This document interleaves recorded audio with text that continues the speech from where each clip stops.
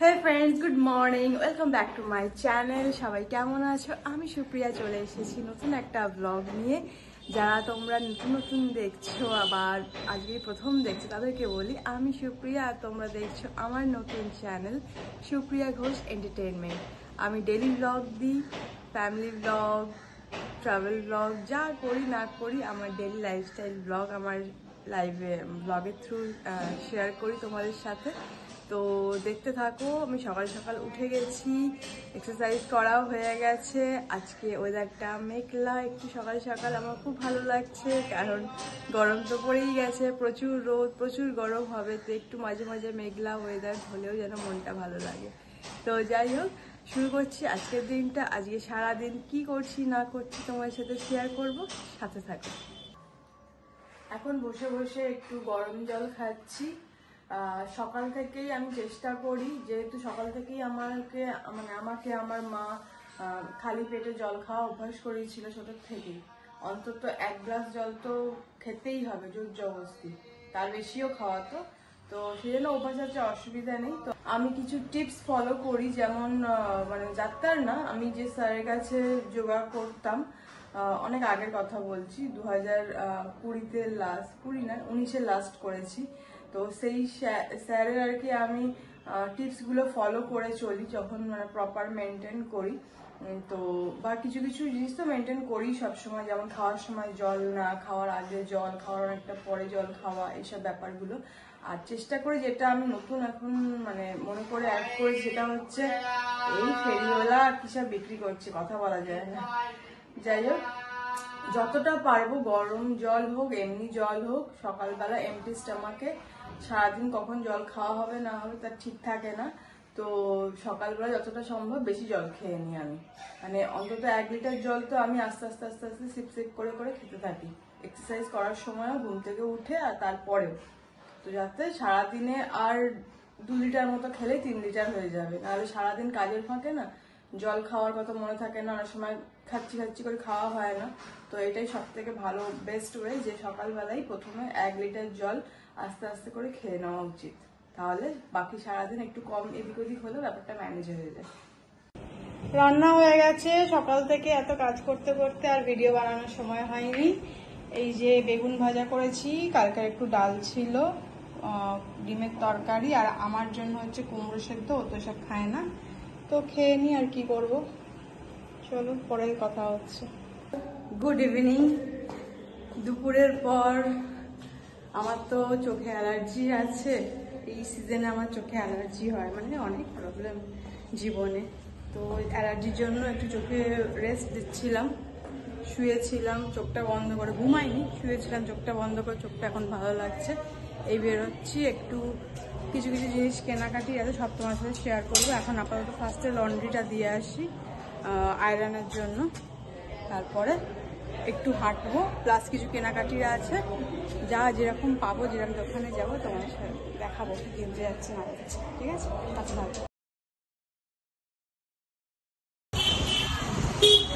যে দোকানটায় গেছিলাম দোকানটা বন্ধ।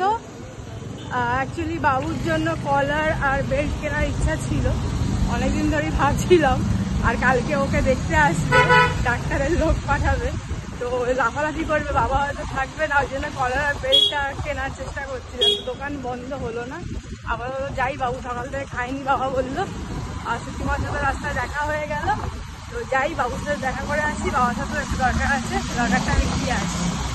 চলো, শরীরটা কি হয়েছে দেখে আসি। দেবে কি হাতটা?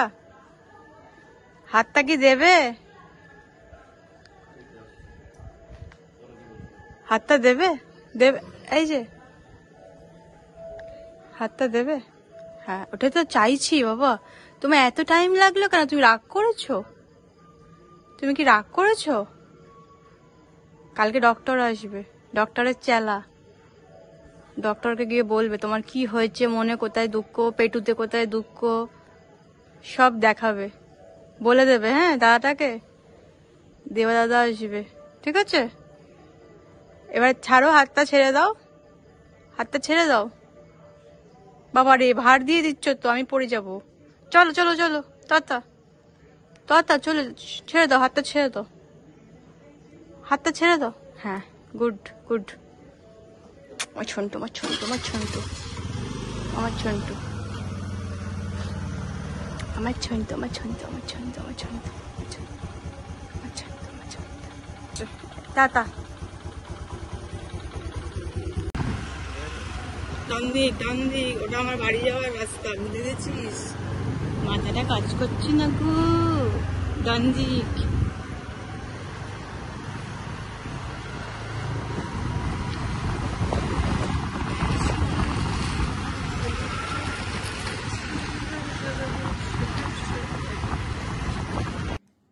মাথায় খুব জোর লেগেছে। হ্যাঁ, কেউ হাসবে না।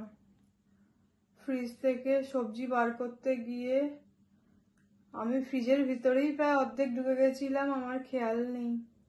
তারপরে যেই সোজা হয়েছি, আমার মাথায়, বাবারে বাবা, আমার মাথা পুরো বিশ্বব্রহ্মাণ্ড ঘুরে গেছিল, মাথায় মাথা ছিল না।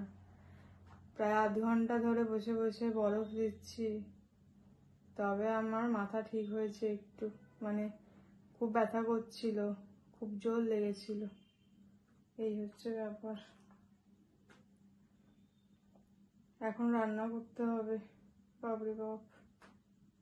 চলো করেই নি।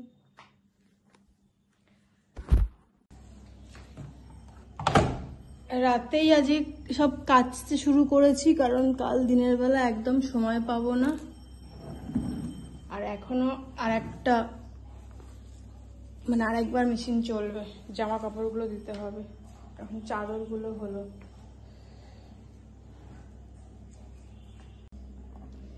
এবার ঢেঁড়সগুলো কাটবো, একটু ঢেঁড়স ভাজা করব। আমার খুব পছন্দের একটা সবজি।